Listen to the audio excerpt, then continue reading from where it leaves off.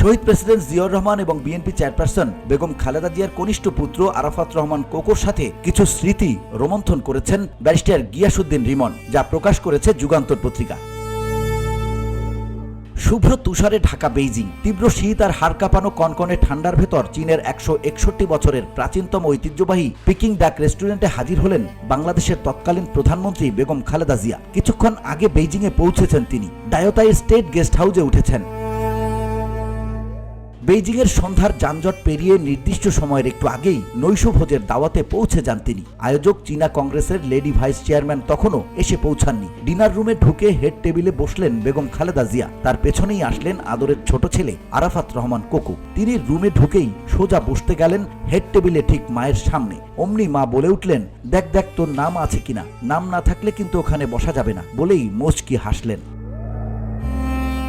আর অমনি চেয়ার ছেড়ে উঠে দাঁড়িয়ে টেবিলে প্রতিটি চেয়ারের সামনে লেখা নামগুলো পড়তে লাগলেন কোকো, খুঁজতে লাগলেন নিজের নাম। প্রায় ফাঁকা ডিনার রুমে আমি দাঁড়িয়ে পরমানন্দে উপভোগ করছিলাম মা ছেলের রসিকতা। মুগ্ধতা কাটলো ম্যাডাম যখন বললেন, দেখছো আমরা আগে চলে আসছি, এখানে কোনো লোক নেই, বাংলাদেশ হলে এতক্ষণে কত লোক হয়ে যেত। ঢাকায় খবর পাঠানোর তাড়া নিয়ে আমি সেখান থেকে বেরিয়ে এলাম। পথে ভাবছিলাম মা ছেলের নিবিড় ঘনিষ্ঠতা নিয়ে, সেন্স অফ হিউমার নিয়ে। আরাফাত রহমান কোকোর সঙ্গে আমার প্রথম পরিচয় তাদের ঢাকা সেনানিবাসের বাড়িতে। সেদিন দৈনিক ইনকিলাবের রিপোর্টার হিসেবে আমি গিয়েছিলাম তখনকার বিরোধী দলীয় নেত্রীর সাক্ষাৎকার নিতে। ঠিক সাক্ষাৎকার নয়, আসলে একটি ঘটনায় বেগম জিয়ার প্রতিক্রিয়া জানতে। স্মৃতি যদি প্রবঞ্চনা না করে, এটা 1997 সালের কথা। বিরোধী দলের ডাকা টানা হরতাল চলছিল, সম্ভবত পার্বত্য চট্টগ্রাম চুক্তির প্রতিবাদে।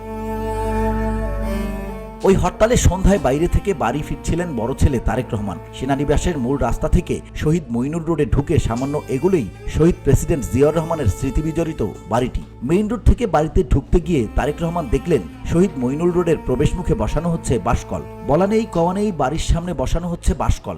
দেখে হতবাক তারেক রহমান। বাঁশকল লাগানোর কাজে নিয়োজিত ব্যক্তিদের কাছে এর কারণ জানতে চান তিনি।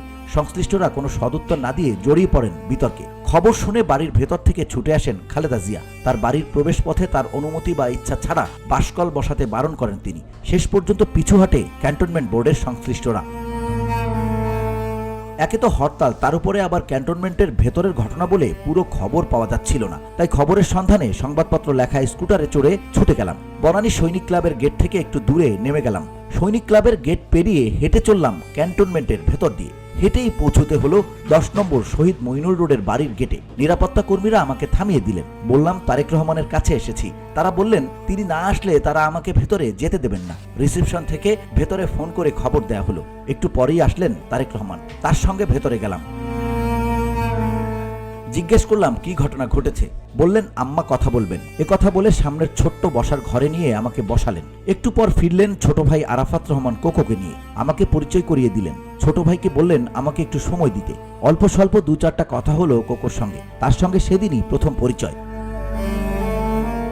এখনো পরিষ্কার মনে পড়ে ওই রাতে তারেক রহমানের চোখে মুখে আমি উদ্বেগের ছাপ দেখেছি, কিন্তু আরাফাত রহমান কোকোর কথাবার্তায় তার মধ্যে সামান্য উদ্বেগও দেখিনি। মনে হলো রাষ্ট্রচিন্তা, রাজনীতি ভাবনা থেকে তার অবস্থান অনেক দূরে। একেবারে সাদামাটা একজন উচ্ছল তরুণ। বাড়ির গেটে কি ঘটেছে তা নিয়ে এতটুকু চিন্তিত নন তিনি। বছর 3 পরে আরেকবার ক্ষণিকের জন্য দেখা হলো আরাফাত রহমান কোকোর সঙ্গে। সাভারের অদূরে আশুলিয়ায় তার মায়ের নামে প্রতিষ্ঠিত খালেদা জিয়া ওল্ড হোমের উদ্বোধনীতে আবারও কোকোর সঙ্গে আমাকে পরিচয় করিয়ে দিলেন তারেক রহমান। সামান্য হেসে কুশলাদি জানতে চাইলেন।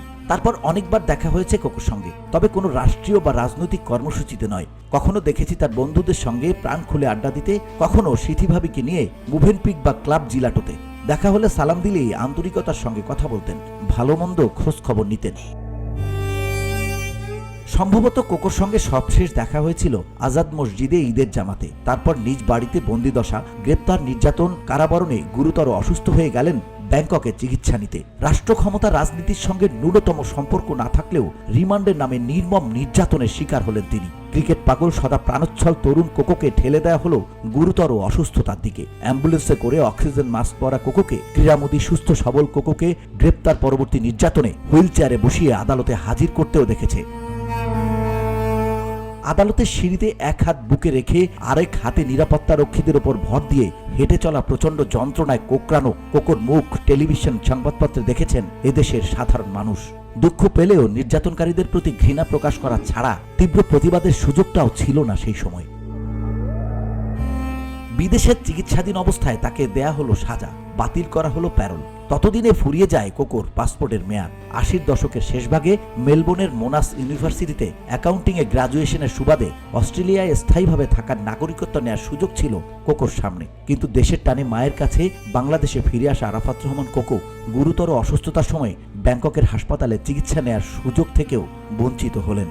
মেয়াদ ফুরিয়ে যাওয়ায় তার পাসপোর্ট নবায়ন বা নতুন পাসপোর্ট ইস্যু করতে রাজি হয়নি থাইল্যান্ডের বাংলাদেশ দূতাবাস। উল্টো বন্দি বিনিময় চুক্তির আওতায় তাকে দেশে ফিরিয়ে আনার প্রক্রিয়া শুরু করা হয়।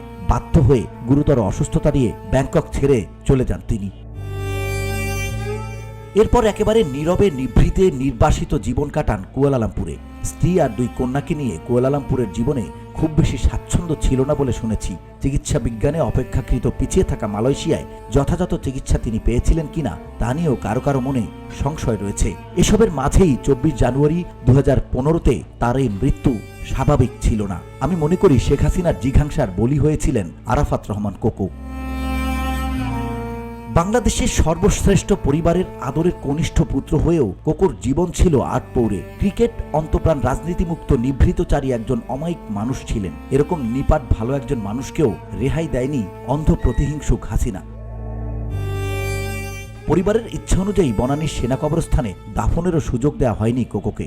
এত জুলুম, নির্যাতন, অন্যায়, অবিচারের কারণে কিনা জানি না, তবে কোকোর জানা যায় সর্বস্তরের শোক কাতর লক্ষ লক্ষ মানুষের স্বতঃস্ফূর্ত অংশগ্রহণ নিঃসন্দেহে তার প্রতি ভালোবাসার চূড়ান্ত প্রকাশ। VOD Bangla news desk.